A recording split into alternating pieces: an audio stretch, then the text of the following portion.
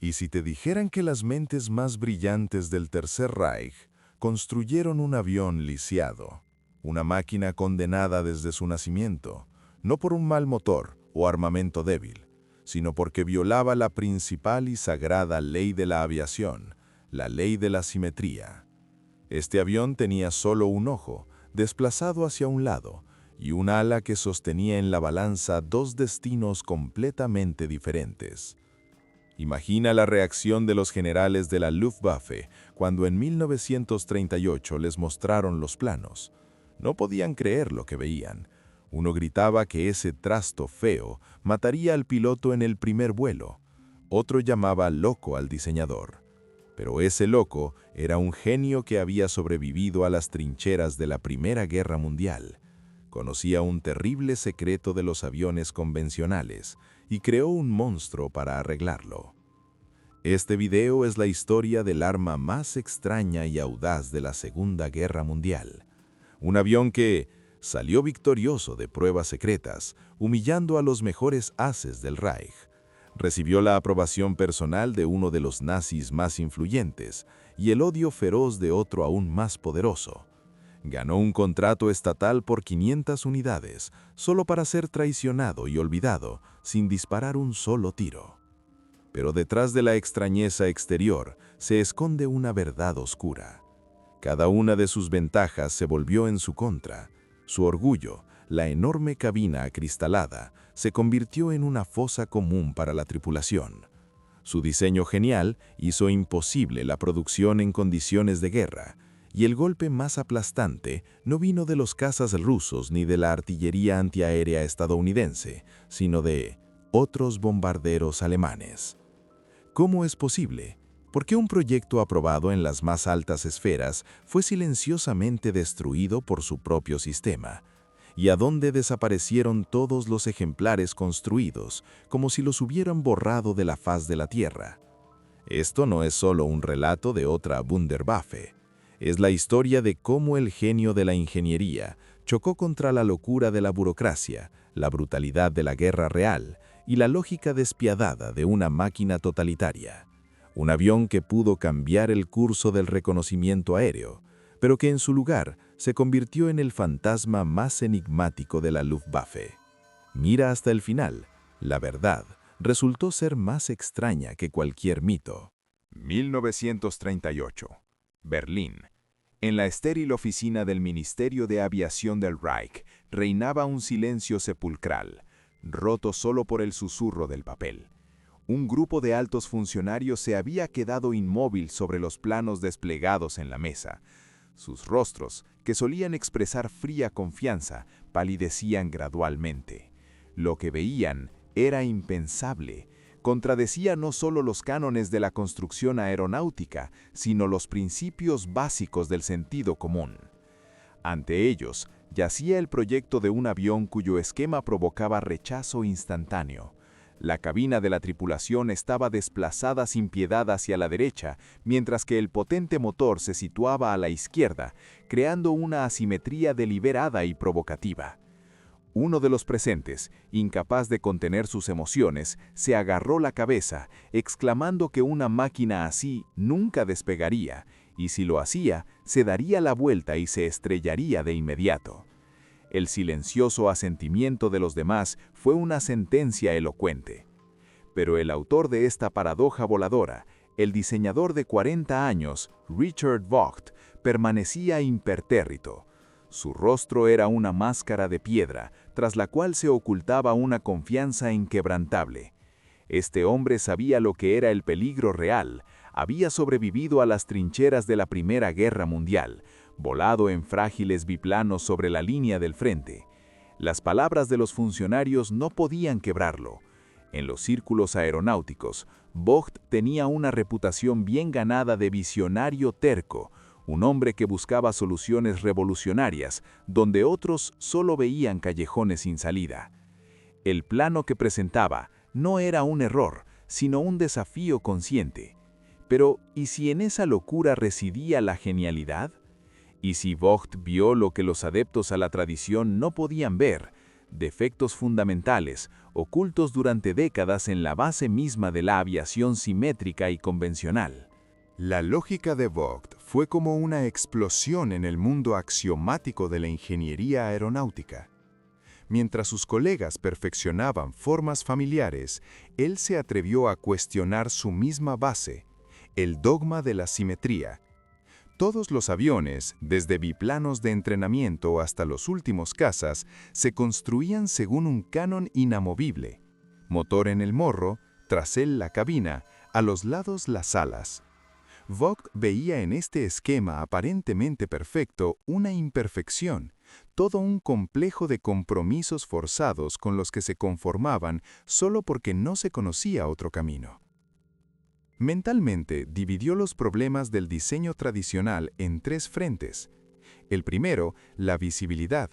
El piloto y el observador en una máquina de reconocimiento estaban prácticamente encerrados en una cabina detrás de un motor masivo y los tanques de combustible. La enorme nariz del avión creaba un punto ciego, bloqueando la vista hacia adelante, abajo y hacia adelante, arriba, precisamente los sectores críticos para observar el suelo y el cielo. El segundo frente, la aerodinámica. La poderosa corriente de aire de la hélice que giraba a velocidad endiablada creaba una estela turbulenta que golpeaba el timón de dirección y de profundidad como un mazo de herrero invisible, reduciendo la estabilidad y la precisión del control. Y finalmente, el tercer enemigo, el más insidioso, la física. El par motor del motor en funcionamiento intentaba constantemente, sin piedad, girar el fuselaje alrededor de su eje. El piloto se veía obligado a librar un duelo infinito y agotador con el timón, introduciendo correcciones para que la máquina volara recta. Resultaba que un avión externamente perfectamente simétrico se comportaba en vuelo como un sistema caprichoso y asimétrico. Y entonces a Vogt se le ocurrió una idea que no podía llamarse de otra manera que una herejía genial. ¿Y si en lugar de luchar contra estas fuerzas, las domesticamos? ¿Y si en lugar de enmascarar el desequilibrio, lo aceptamos como condición fundamental y le incorporamos en la propia construcción un contrapeso? Su solución era elegante en su audacia: crear conscientemente un avión asimétrico para lograr un equilibrio perfecto en vuelo. Propuso dividir la máquina en dos módulos separados. A la izquierda, una góndola aerodinámica con el motor, alargada en un mini fuselaje independiente hasta la cola. A la derecha, una espaciosa cabina completamente acristalada para una tripulación de 3 que proporcionaba una visibilidad panorámica sin ningún obstáculo. Estos dos módulos los unía una sola ala sólida, cuya geometría y perfil aerodinámico se calcularon con precisión de joyero para que la distribución de la sustentación compensara perfectamente el centro de gravedad desplazado. No era un toque cosmético, sino una revisión completa de la arquitectura del vuelo. Sin embargo, para plasmar tal herejía en metal, no se necesitaba simplemente un jefe, sino un aliado casi tan soñador como él. Ese hombre resultó ser Walter Blum, director de la firma Blum & Voss, conocida por sus hidroaviones. Blum miraba más allá del horizonte de la guerra. Le fascinaba la perspectiva de aviones pasajeros transoceánicos en tiempos de paz. En el atrevido proyecto de Vogt vio no solo una máquina de guerra, sino un avance, una revolución que podía inscribir para siempre el nombre de su empresa en la historia de la aviación. Fue su fe y sus recursos los que permitieron que el trabajo comenzara, aunque el encargo oficial del ministerio para participar en el concurso nunca llegó. Así nació el prototipo designado BV-141. Su aspecto sorprendió incluso a mecánicos avesados. Pero todos estos complejos cálculos, planos y argumentos racionales tenían ahora que pasar la prueba suprema. El juez más imparcial y severo, el elemento aire, aguardaba su hora. Y con él aguardaba el hombre cuya voluntad y habilidad debían ser el último argumento en la disputa entre moralia y genialidad. ¿Qué experimentaría un piloto al despegar por primera vez esta construcción aparentemente antinatural? Cuando a finales del otoño de 1938 sacaron el primer prototipo del BV-141 a la pista, reinó una tensa y casi opresiva quietud, rota solo por susurros y el chirrido de los neumáticos sobre el hormigón. La máquina en metal parecía aún más surrealista que en los planos. No solo desafiaba la estética, parecía físicamente imposible, como si dos aparatos diferentes e incompatibles, un avión de reconocimiento ligero y un caza pesado, hubieran sido fusionados a la fuerza por un ala común. Los mecánicos e ingenieros que participaron en su montaje la rodeaban con cautela. Entre el personal técnico circulaban apuestas silenciosas y sombrías. Algunos apostaban que el avión simplemente no despegaría, otros predecían una inclinación y pérdida instantánea nada más despegar. El ambiente estaba impregnado de la expectativa del fracaso. En el centro calmado de esta tormenta estaba el piloto de pruebas.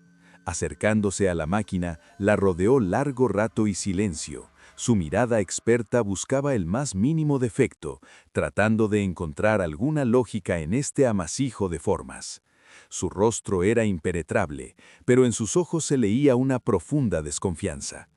Al sentarse en la cabina desplazada a la derecha, se encontraba solo en su acuario transparente, mientras a su izquierda, tras una delgada mampara, rugía el motor, el corazón de esta asimetría. Parecía que la naturaleza misma se rebelaría contra tal burla de las leyes de la aerodinámica. El motor rugió, la hélice se convirtió en un disco centellante. El avión, antinaturalmente ladeado en tierra, inició la carrera de despegue. Cada segundo de aumento de velocidad era una agonía. Todos los presentes se quedaron paralizados, escudriñando la construcción, esperando que algo se diera en cualquier momento. El tren de aterrizaje o aquel ala quimérica. Pero la máquina, contrariamente a todos los pronósticos, mantenía la línea recta, y entonces, suavemente, casi con elegancia, su morro se elevó y las ruedas abandonaron el hormigón. Llegó el momento crítico, aquel mismo tras el cual, según los escépticos, debía seguir un trompo descontrolado. Sin embargo, el BV-141 seguía ganando altura de manera constante y segura, como si llevara décadas construido precisamente con ese esquema. En el cielo ya no parecía un engendro, sino una nueva y alarmantemente lógica especie de aparato volador. El piloto dio una vuelta sobre el aeródromo, realizó una serie de maniobras estándar y al asombro general aterrizó perfectamente. Cuando salió de la cabina, su rostro estaba pálido por la adrenalina, pero sus ojos brillaban. Se quitó el casco sin más, recorrió a la multitud con la mirada y pronunció las palabras que se convirtieron en sentencia para el escepticismo. Este trasto vuela, y vuela de forma predecible. La visibilidad es fantástica. No era solo un reconocimiento, era una revelación. La máquina que se daba por perdida no solo voló, sino que demostró sus ventajas prometidas. El triunfo en la pista fue absoluto, pero este éxito era solo el billete para la siguiente ronda, mucho más peligrosa. Ahora el avión asimétrico tenía que conquistar no el aire, sino los pasillos de poder del Ministerio de Aviación. Debía ganarse el apoyo de los poderosos y enfrentarse al conservadurismo y las intrigas que representaban una amenaza mucho mayor que las leyes de la física. ¿Quién sería su escudo la influencia y cuya hostilidad una barrera infranqueable? La noticia del engendro volador llegó rápidamente a los pisos más altos de la Luftwaffe. Allí, el BV-141 ganó un poderoso protector, el coronel general Ernst Udet. As legendario de la Primera Guerra Mundial y ahora jefe de la oficina técnica, Udet era piloto hasta la médula. Le interesaba la utilidad práctica, no los dogmas. Tras volar personalmente en el prototipo, quedó impresionado por la visibilidad inédita desde la cabina y la precisión de los controles. En el BV-141, Udet vio el instrumento perfecto para un avión de reconocimiento, algo que podía darle al ejército una ventaja real en el campo de batalla. Con el entusiasmo de un luchador, empezó a promover el proyecto, viendo en él el futuro del reconocimiento aéreo táctico. Sin embargo, en su camino, se alzó un muro aparentemente infranqueable en la persona del mariscal del Reich Hermann Göring. Para Göring, un hombre vanidoso y profundamente conservador en asuntos técnicos, el avión asimétrico no era más que un truco de circo, un juguete para excéntricos. Sus simpatías estaban del lado de las soluciones tradicionales y probadas. En particular, favorecía abiertamente al competidor, el avión FW-189 Buo de la compañía Focke-Wulf. Esta máquina, aunque violaba los requisitos iniciales por ser bimotor, tenía el familiar y elegante diseño de doble fuselaje con una góndola cristalizada central. A los ojos de Göring, parecía el arma correcta para el Reich.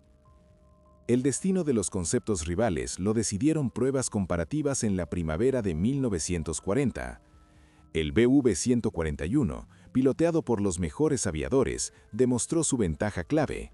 Su esquema monomotor era más simple, más barato de producir y consumía menos combustible que el bimotor Buo. Pero el principal as seguía siendo la visibilidad.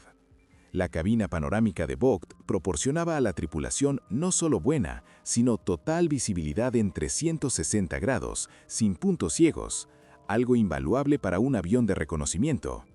Incluso los oficiales escépticos de la comisión de recepción tuvieron que reconocer la superioridad del engendro en este aspecto. Bajo la fuerte presión de UDET y basándose en informes positivos, el Ministerio de Aviación dio un giro inesperado. Cursó un grandioso pedido de 500 aviones BV-141. Era la hora cumbre de Richard Vogt y Walter Blom. Su idea, ridiculizada hasta hacía poco, recibió la aprobación más alta y luz verde para la producción en masa. Parecía que la asimetría había vencido. Los talleres de la fábrica empezaron a reconfigurarse para la nueva línea de asamblaje, y los estrategas militares ya hacían planes sobre cómo los escuadrones de estas máquinas nunca vistas espiarían las fortificaciones de futuros enemigos. Pero esta historia tenía un matiz cruel que todos pasaron de largo en el ardor del triunfo. Un vuelo de demostración y la guerra son dos universos completamente diferentes. Una cosa es impresionar a una comisión en un polígono cuidado, y otra muy distinta es sobrevivir en el cielo, donde te esperan voladas, fuego antiaéreo y las duras realidades del frente. Y fue allí, en el camino hacia la producción serie y el uso bélico, que los defectos, sutiles en las pruebas del genio asimétrico, estaban destinados a convertirse en deficiencias fatales e insuperables. La euforia por el pedido dio paso rápidamente a una cruda resaca técnica. A medida que los ingenieros se adentraban en la preparación de la producción en serie y los pilotos militares conocían mejor la máquina, empezaron a surgir problemas invisibles en las condiciones ideales de las pruebas. La principal ventaja, la espaciosa góndola acristalada, se volvió una vulnerabilidad terrible. En combate, esta cabina transparente se convertía en una trampa mortal. El piloto, el observador y el artillero quedaban expuestos como en bandeja, perfectamente visibles para los cazas y artilleros antiaéreos enemigos. Cualquier metralla o ráfaga podía convertir el acuario en un baño de sangre. Entre las posibles tripulaciones, esta visibilidad fenomenal empezó a provocar no entusiasmo, sino un miedo helado. Ningún blindaje podría proteger adecuadamente una superficie de vidrio tan grande, y la presión psicológica sobre los pilotos era colosal. Al mismo tiempo, surgieron pesadillas puramente técnicas. La corriente de aire de la hélice, que seguía una trayectoria compleja debido al motor desplazado, creaba una turbulencia caótica que golpeaba con furia el empenaje de Tola. Esto no solo dificultaba el control. A altas velocidades, el timón de dirección se arrancaba literalmente de las manos del piloto, obligándolo a librar una agotadora lucha por el rumbo. Los ingenieros intentaron resolver el problema cambiando la forma y el área de las superficies de control. Pero cada uno de esos cambios alteraba el delicadísimo balance de toda la construcción asimétrica, generando nuevos problemas de estabilidad inevitables. El proceso mismo de producción se convirtió en un infierno logístico. La asimetría significaba que las partes izquierda y derecha del avión no eran simétricas. Casi cada pieza, desde los puntos de fijación hasta los elementos del revestimiento, era única, requería utillaje específico y no podía ser intercambiable. Esto complicaba y encarecía catastróficamente el montaje, haciendo imposible el ritmo rápido que exigía la guerra. Una cadena de automontas ajustada para estampar partes idénticas no podía trabajar eficientemente con una construcción tan artesanal. El proyecto, aún triunfante hacía poco, ahora se balanceaba al borde del abismo. Sus defectos técnicos y su complejidad productiva pesaban más que sus ventajas tácticas. Y en ese momento, el golpe decisivo y mortal vino de donde nadie lo esperaba, desde el otro lado del mundo, de eventos que no tenían la más mínima relación directa con el Bv-141. El destino del avión más extraño de la Luftwaffe se decidió no en la oficina de diseño ni en el cielo del polígono de pruebas, sino en los despachos del alto comando, donde se contaban los recursos y se tachaba un proyecto para salvar otro. El golpe fatal al proyecto no lo dio un caza enemigo, sino la necesidad estratégica que se manifestó en 1942. La aviación aliada realizó una serie de ataques masivos contra la industria alemana. Uno de los objetivos clave fue la fábrica de la compañía Focke-Wulf en Bremen, donde se producían los enormes aviones de reconocimiento y bombarderos de largo alcance cuatrimotores FW-200 Cóndor. Estos aviones eran vitales para el Reich, cazaban convoyes en el Atlántico, realizaban reconocimiento estratégico y, no menos importante, uno de los Cóndors servía como transporte personal de Adolf Hitler. Los bombarderos aliados prácticamente borraron la fábrica del mapa, deteniendo la producción de estas máquinas críticas. En el cuartel general del alto mando cundió el pánico. Se necesitaban Cóndors de inmediato. Y entonces la mirada de los funcionarios militares cayó sobre Blom y Voss. La firma tenía capacidad libre, experiencia con aviones grandes, aunque hidroaviones, y mano de obra disciplinada. Llegó una orden que no admitía réplica: cesar inmediatamente todos los desarrollos propios y cambiar por completo a la producción bajo licencia del FW-200. Era la lógica férrea de la guerra total. Un bombardero estratégico se valoraba por encima de una decena de aviones de reconocimiento tácticos, por muy revolucionarios que fueran. Para el Bv-141, esta fue la sentencia final e implacable, dictada no por sus propios defectos, sino por las bombas ajenas y la conveniencia suprema. El grandioso pedido de 500 máquinas se anuló silenciosamente. Todos los recursos, talleres y personas se redirigieron al montaje de diseños ajenos. Los pocos Bv-141 ya construidos resultaron innecesarios. Se oxidaron silenciosamente en los patios traseros de los aeródromos sin realizar ni una sola salida de combate. Se planeaba enviarlos al frente oriental, pero esos planes nunca se materializaron. Así, la carrera del avión más inusual de la Luftwaffe no terminó con un fracaso estrendiente en combate, sino con un cierre administrativo silencioso. Se convirtió en víctima de las circunstancias, una ficha de cambio en la enorme maquinaria de guerra. Pero, ¿qué fue de su legado material y, más importante, del genio que se atrevió a crearlo? ¿Desaparecieron esas máquinas sin dejar rastro? ¿Y cómo fue el destino de Richard Vogt cuando se derrumbó el mundo para el que creaba? Cuando el polvo de las últimas batallas de la Segunda Guerra Mundial empezó a asentarse, los especialistas aliados descubrieron un extraño panorama del legado técnico del Tercer Reich. Entre los familiares Messerschmitt y Focke-Wulf encontraron auténticas rarezas, y una de las más asombrosas fueron los fragmentos de ese mismo avión asimétrico, el Bv-141. Ingenieros británicos y estadounidenses, al obtener varios ejemplares dañados, los sometieron al análisis más minucioso. Su conclusión, plasmada en informes técnicos, estaba llena de frío profesionalismo y asombro respetuoso. Confirmaron: los cálculos aerodinámicos de Vogt eran impecables, el concepto de asimetría consciente para compensar el par motor, genial, y la visibilidad proporcionada era efectivamente inigualable. Sin embargo, su veredicto fue inexorable. una brillante solución de ingeniería, inadecuada para las condiciones del uso bélico real. La fragilidad de la enorme góndola acristalada y la monstruosa complejidad de la producción en masa en condiciones de guerra pesaban más que todas las ventajas teóricas.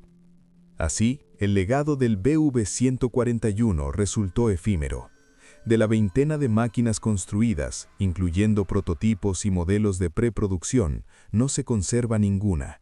Fueron destruidas en combate, desguazadas por los propios alemanes para repuestos o aplastadas bajo las orugas de los tanques aliados. De una de las ideas más audaces de la historia de la aviación, solo quedan fotografías, planos y unas pocas piezas dispersas en los almacenes de los museos. El avión se convirtió en un fantasma tecnológico, un mito tecnológico, cuya confirmación material es solo nuestro conocimiento de que una vez voló de verdad. Pero si el destino de la máquina fue triste, el de su creador estuvo lleno de giros inesperados. Richard Vogt, cuyo talento no cabía en el lecho de Procrusto de la máquina de guerra nazi, llamó la atención de los servicios de inteligencia estadounidenses. Se convirtió en uno de los trofeos de la famosa Operación Paperclip, en la que los mejores científicos e ingenieros alemanes fueron llevados en secreto a Estados Unidos para trabajar para el complejo científico-industrial estadounidense. Para Vogt, esto no fue una derrota, sino un nuevo comienzo. En Estados Unidos, su pensamiento no convencional, acostumbrado a romper esquemas, encontró una aplicación inesperada. Fue contratado por la corporación Boeing, donde su experiencia resultó demandada en la vanguardia del progreso tecnológico. Se sabe que Vogt participó en los proyectos más atrevidos de la posguerra, incluidos conceptos de bombarderos estratégicos con motores nucleares, máquinas que debían volar durante semanas sin aterrizar. La ironía del destino fue que el hombre que creó uno de los aviones más inusuales de la Segunda Guerra Mundial ahora ayudaba a construir aparatos destinados a una hipotética tercera. Por eso, la historia del BV-141 dista mucho de ser una historia de fracaso. Es una cápsula del tiempo que atrapa el espíritu de una época contradictoria. El avión se convirtió en el símbolo perfecto de la tecnomanía alemana. El afán desenfrenado por la innovación a cualquier precio, la creencia de que el genio de la ingeniería podía superar cualquier ley, ya fuera de física o de logística. Pero también ilustra de la manera más clara el callejón sin salida al que llegó esta manía al chocar con el pragmatismo despiadado de la guerra total, donde importaba más la cantidad que la calidad, la simplicidad que la sofisticación, y donde los recursos para experimentos caprichosos se agotaron muy rápido. Acorde final. El BV-141 no ganó ninguna batalla, no se convirtió en el terror de los cielos y no entró en los libros de texto como modelo de eficiencia, pero se ganó su lugar en el panteón de la historia de la aviación. Permanece en él como el símbolo más expresivo y memorable de la audacia de la ingeniería. Su silueta fantasmal nos recuerda no cómo se deben construir aviones, sino hasta dónde puede llegar el pensamiento humano en busca del ideal, y con qué dureza la realidad circundante puede truncar incluso el vuelo de fantasía más genial. Es un recordatorio eterno de la delgada línea entre adelantarse a su tiempo y no ser necesario, entre valentía y temeridad, y en eso radica su valor eterno, amargo y bello.